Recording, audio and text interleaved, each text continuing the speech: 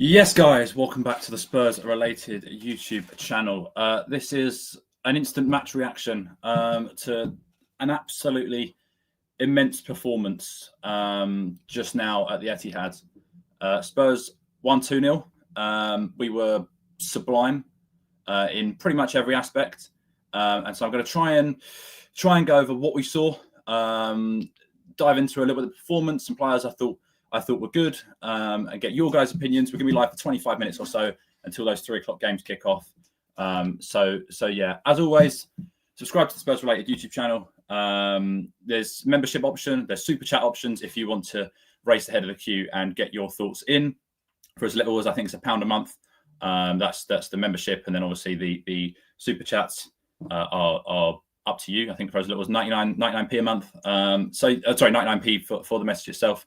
So yeah, I guess let's get into it. I'm just sort of getting some slides sorted as you know, as I'm talking to you, because I haven't really had time watching Spurs, obviously. So I will get those up in due course. Let me know. Let me get some of you up here. Stu, always here. Be up to you, mate, and you, Rom. You were here. You've been here for a little while as well. Comment there, good win. Proven for they conceded 2 instead of 4. Maybe they'll score a goal next year. I hope not. I love going to the Etihad and winning. It's it's a favourite result of mine every year.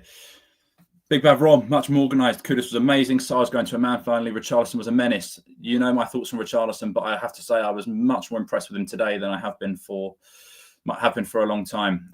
First 25 minutes, I thought he was a little bit sloppy. But then after that, I mean, I think Joe Cole picked it up on the commentary. After that, he was absolutely immense. So, yeah, I mean, so I'm sort of out of breath. I've come straight on here, pretty mental. Very nice result. I'm just getting some slides up as we speak, and then I will be able to properly dive into it. So yeah, I haven't got James with me today. It's just me for the next sort of 25 minutes or so. He may be on his way shortly. He might come in for a little bit. If not, then it will be just me.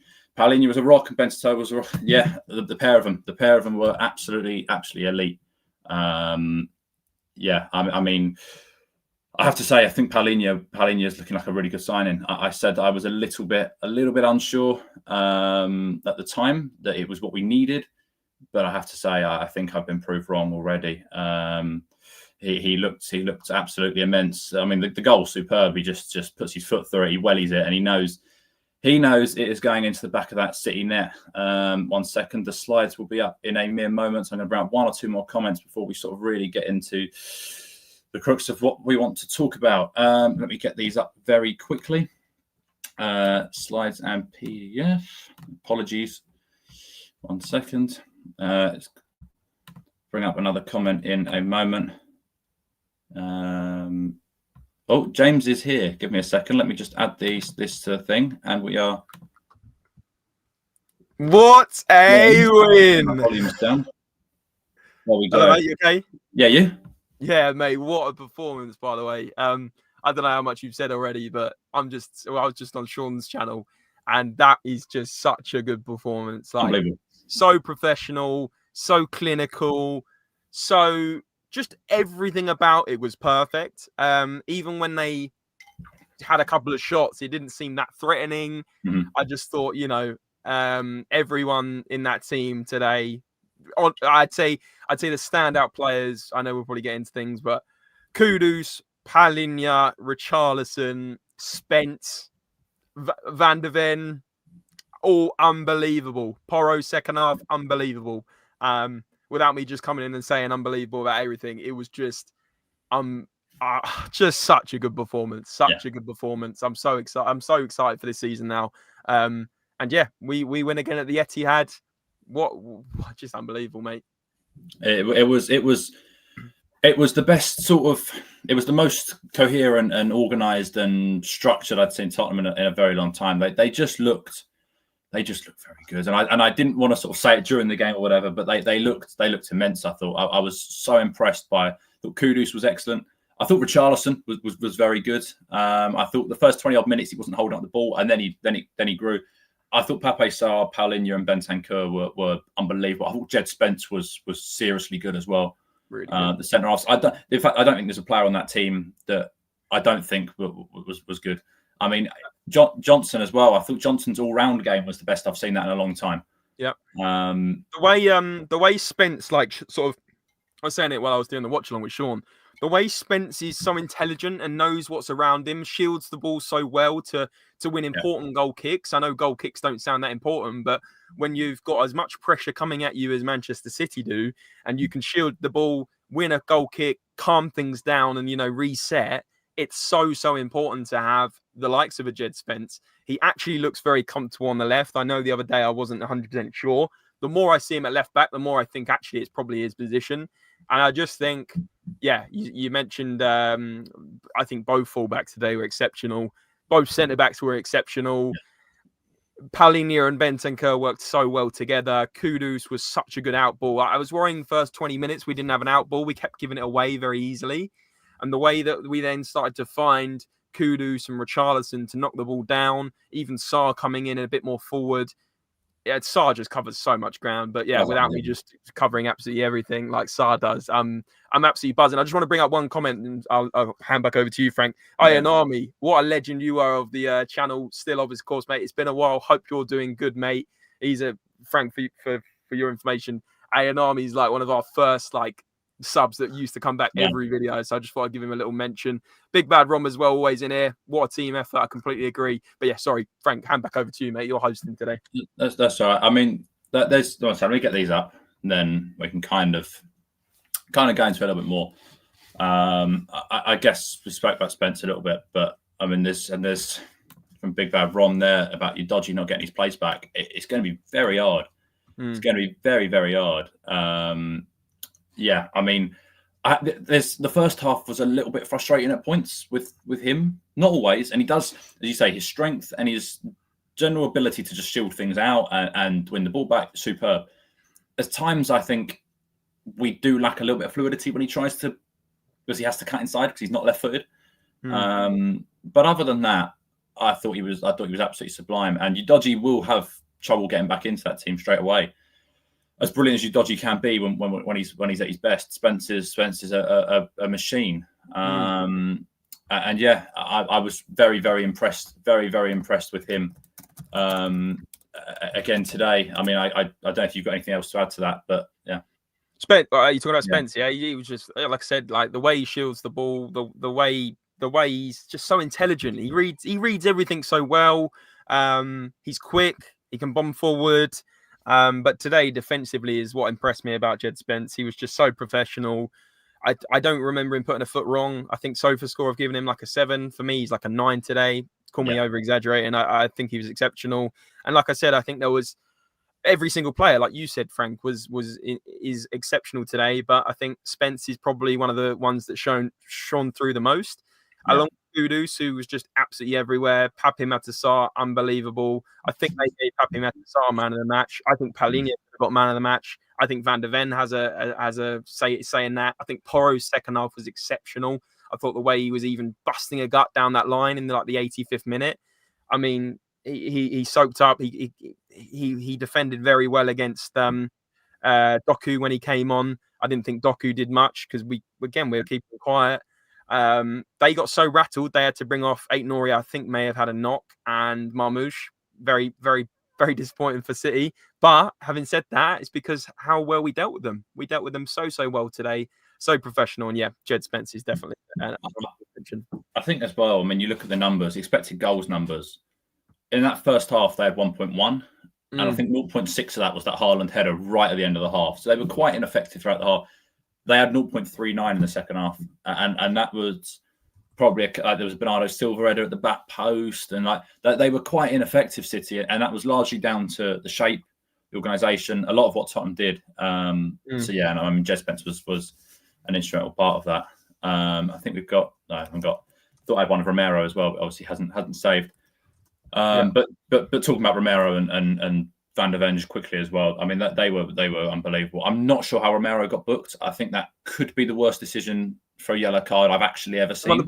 He won the ball, and I don't think he even really touched Oscar Bob. So I don't really know how he got booked.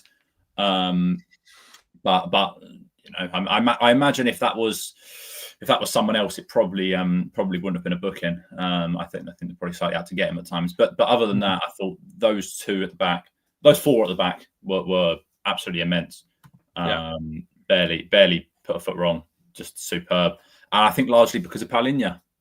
Largely helped because of Paulinho. I thought they were.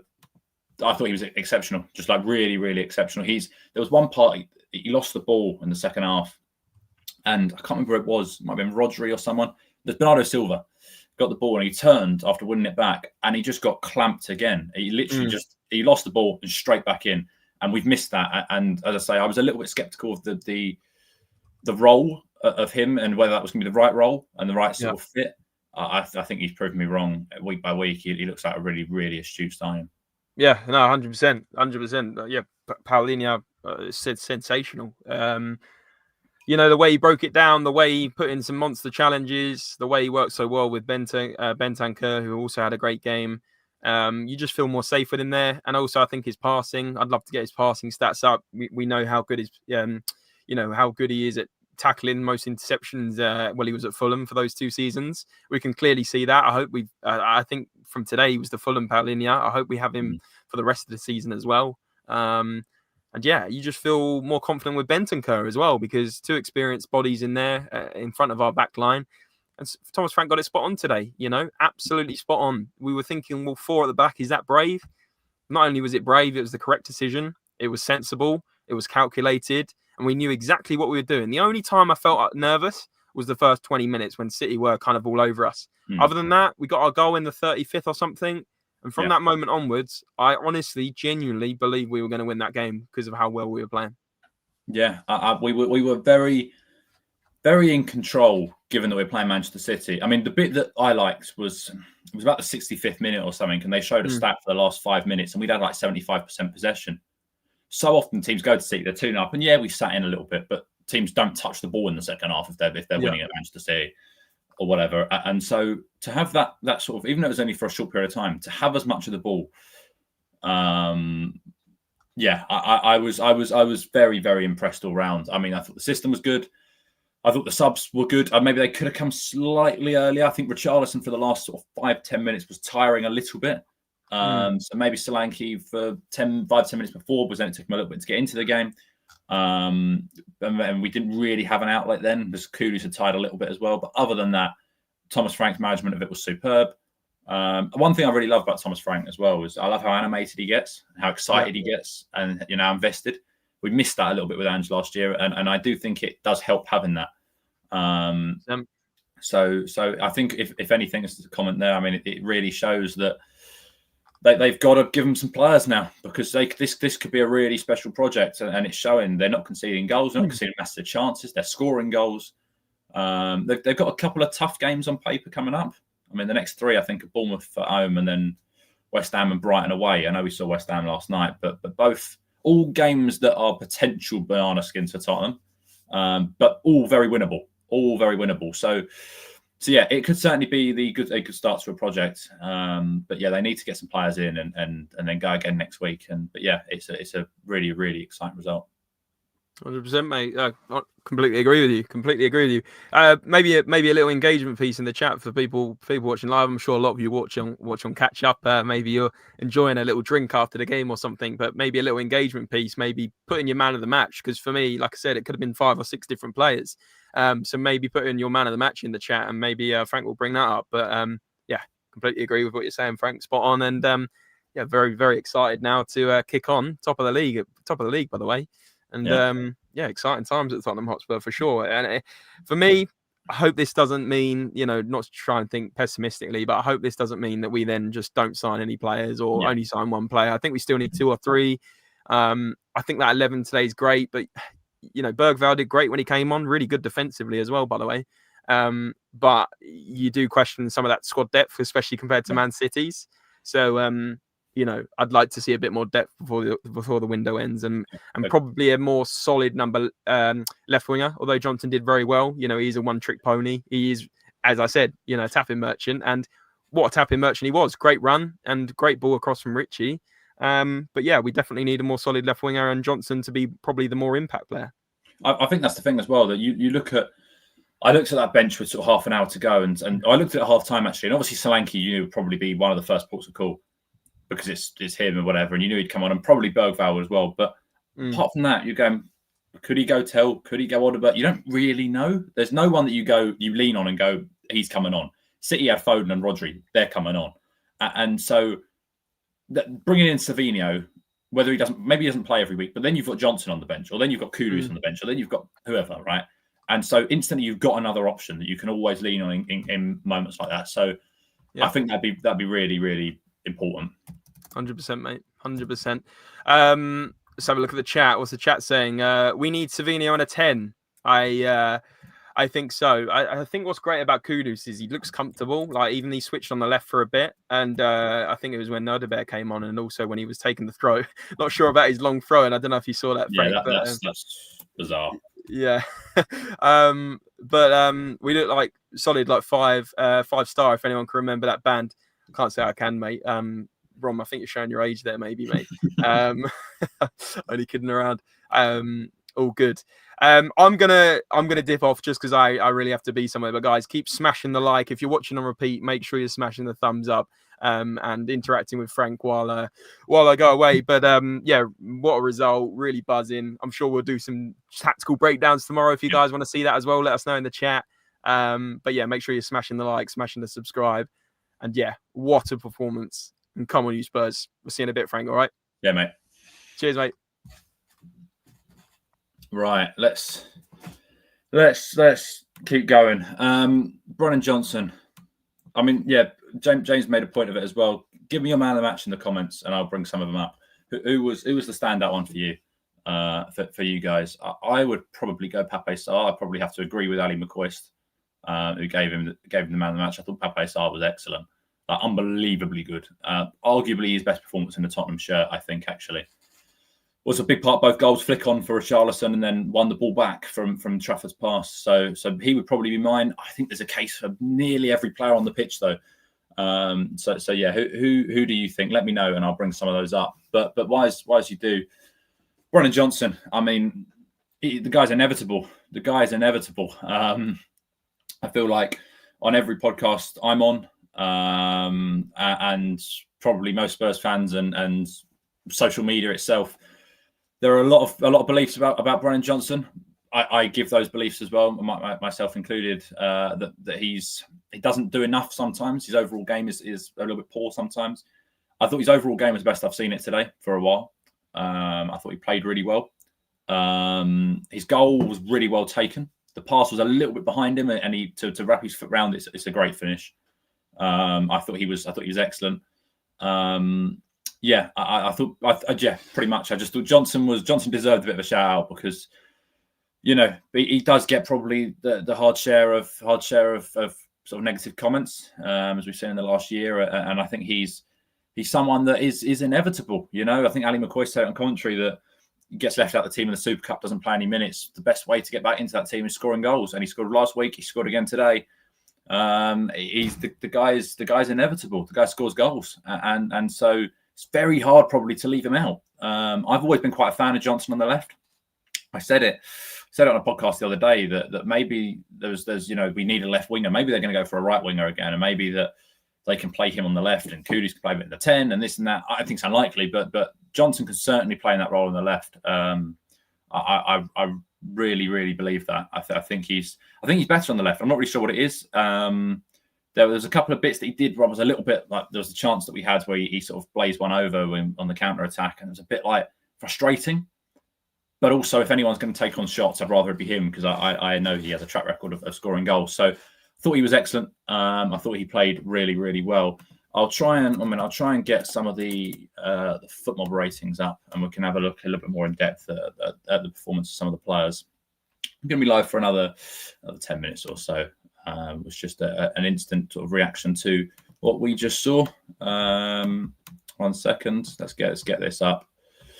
So, which a little engagement piece as well. Why is I'm getting that up? which Spurs players or Manchester City players, which Spurs players did you have in your fantasy teams? That's what I want to know. That's. I had Pedro Porro and Pedro Porro secured. We got books, but secured me a nice clean sheet, which was nice. And I had Erling Haaland as well, and I'm very glad he got 2 points. Bring this comment up quickly as well. It was a great performance today, but what is the weakness you see in the squad, Frank? I think our midfield lacks in passing. It makes up for energy, work rate, and defensive. So, yeah, I mean, I do agree. I think that's pretty spot on. I think Bentancur is a good passer. I think Bergvall is a good passer. Palhinha and Sarr maybe a little bit less so, but they can certainly do it. I think we could definitely do with a Rodri type, obviously not, but as well. So then you've got different options. But in terms of an actual weakness, I think it's just a matter of having a little bit more depth, maybe up front, maybe another centre half, especially if Vuskovic goes on loan. I think they could definitely do with another centre half. I don't know how long Dragusin's going to be out for.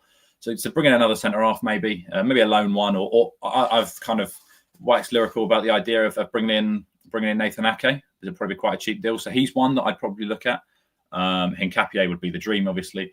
I'd bring in another centre half. I'd look to get another winger in. I think we were a little bit. Obviously, you got Tell and Odegaard, but as I said with James, that it never felt like there was a clear next port of call. Solanke and Bergvall and maybe probably Danso were the ones you expected to come on. I didn't know if Odegaard would. I didn't know if Tell would. Obviously Odegaard ended up coming on. So yeah, I think we need another winger to really kind of cement another option in that team. So then all of a sudden you can bring on Johnson, or you can bring on Savino, you can bring on Kudus, and they're all unbelievable options. So yeah, that would be the one I would go for. Let's go man of the match. I'd say Bentancur or Sarr. I'd have to agree. Palhinha 100%. Again, I think all three in the midfield were absolutely superb. Sarr, Bentancur, Palhinha, yeah. Richarlison. I thought Richarlison played very well. I thought he tired a little bit. I thought the first 20 minutes he was a little bit sloppy, and I thought he tired a little bit in the last 5 or 10 minutes. But that 45, sort of 50-minute spell that he had, I thought he was absolutely superb. And he's brilliant as well. One thing he's good at, and listen, I'm not changing my tune, certainly, but one thing he's very good at is he's really good at just being a pest. Kudus is a pest as well. They're running, they're fighting for everything.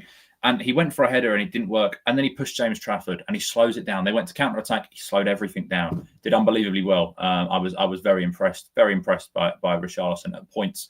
And that's coming from someone that has been a bit of a hater on him. Let's have a look. Kuti, and you benched Mickey. That is, I mean, at least you got one clean sheet, but obviously you got the one that got booked, as I did with Pedro Porro. Probably put in a good shift. Yeah, thought he was solid. Thought he was very solid. Spence was solid again today. Agreed.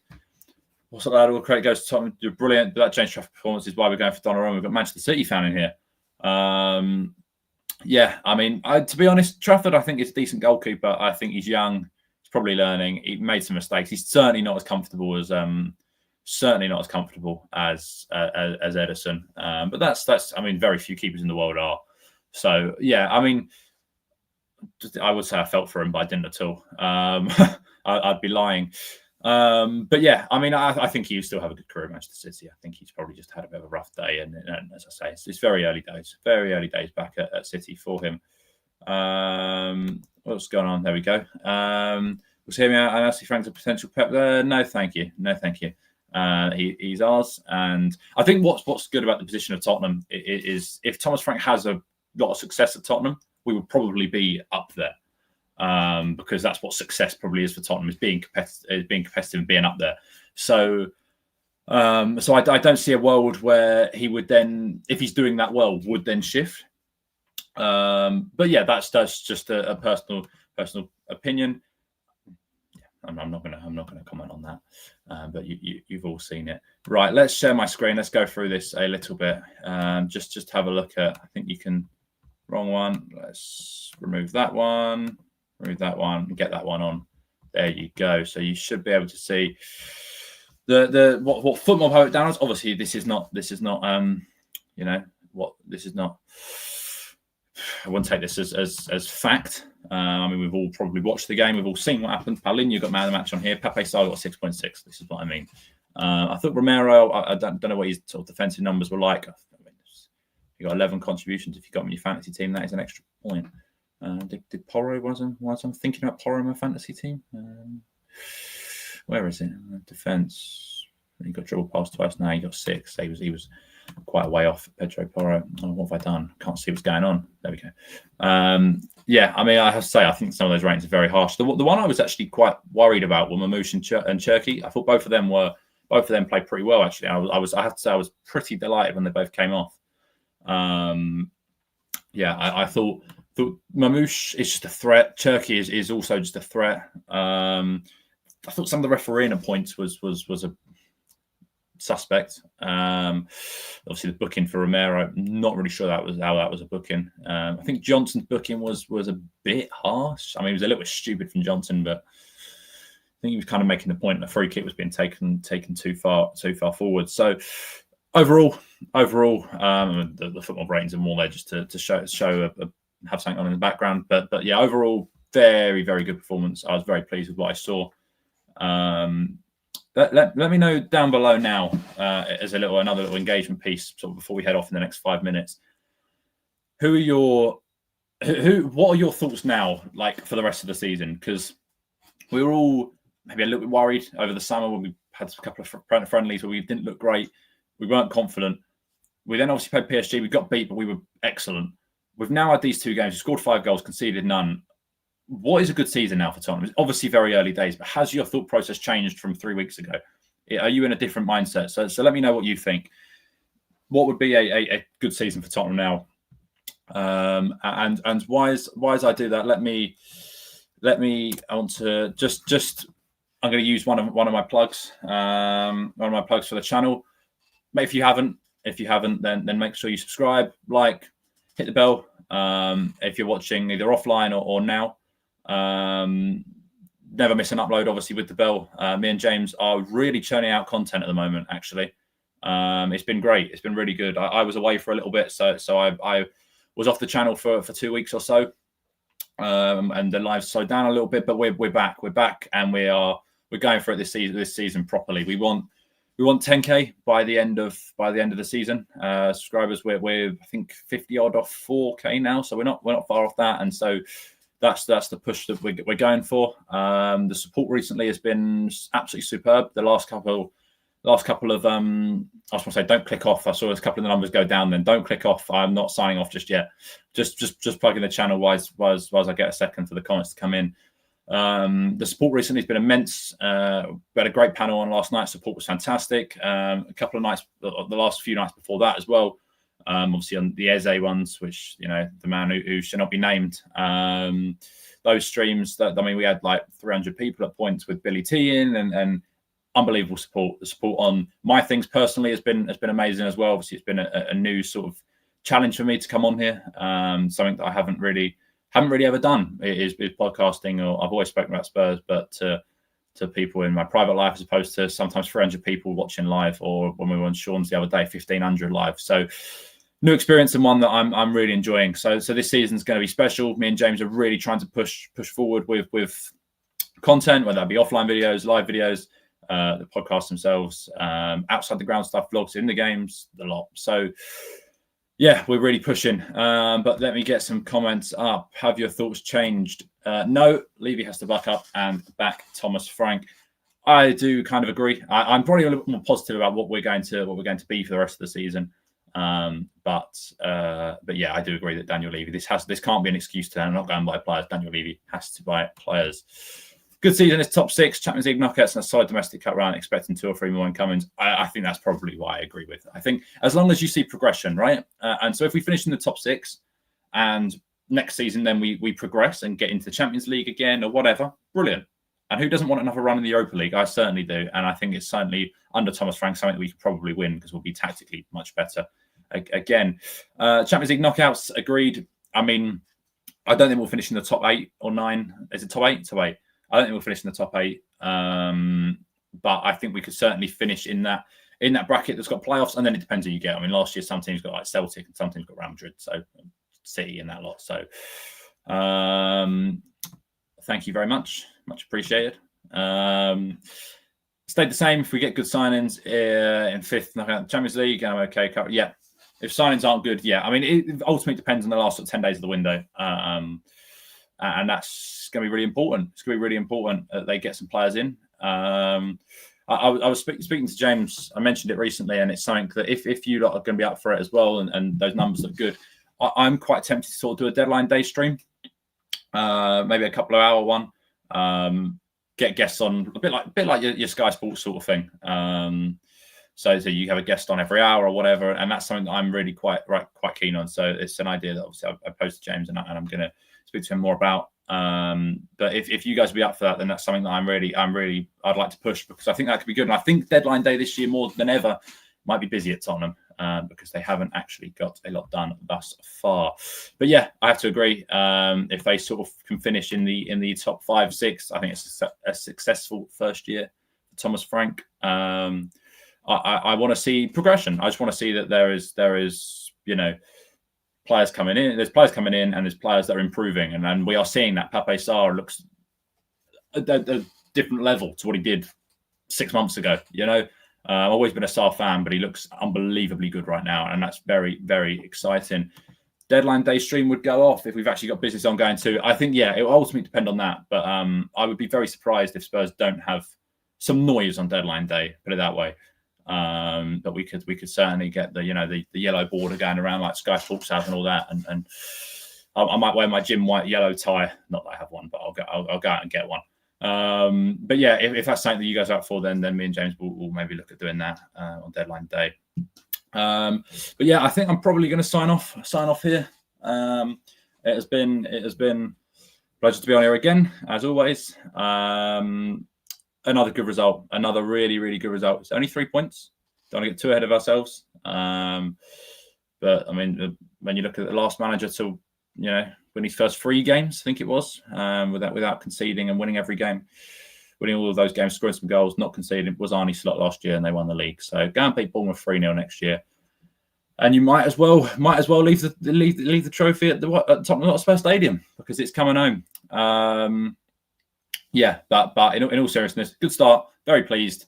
I thought Pape Sarr excellent. I thought most of them were excellent. I thought they were all excellent. Vicario stressed me out a little bit, but I thought they were all excellent. As I said, make sure you subscribe to the SpursRelated channel if you haven't already. I'm going to get my channel's link in the description as well. Let me get that up very quickly. 1 second. Sorry, I'm having a little bit of trouble because I am an absolute unk with anything that is slightly technical, and I can't copy a link. Oh, for God's sake, I can't do it. So I might just have to stick it in the comments instead, because I'm being an idiot, and I should have had that prepared before. The channel is there. I'll put it in the link now, in the comments now. Can't speak. It should be there for all to see now. That is my personal channel. I am trying to push that out this season. There's only a couple of shorts on there right now, but if you haven't, it would mean the world if you went and gave that a subscribe. Because I'm really trying to push that this season. I want to get some more tactical bits, some more sort of little post-match bits like this as well. So that's certainly an avenue that I'm looking at going down this season. So if you guys can subscribe to that, obviously subscribe to this channel. That's the most important thing of the lot. Hit the bell, comment down below, little engagement piece for those of you watching offline. Who was your man of the match, and who is your dream signing now for the last 10 days of the window? Who do Tottenham need after watching that? What is needed? I would probably still go with Savinho, but what do you think is needed? What makes this team into title winners? Let me know down below. As always, come on, you Spurs.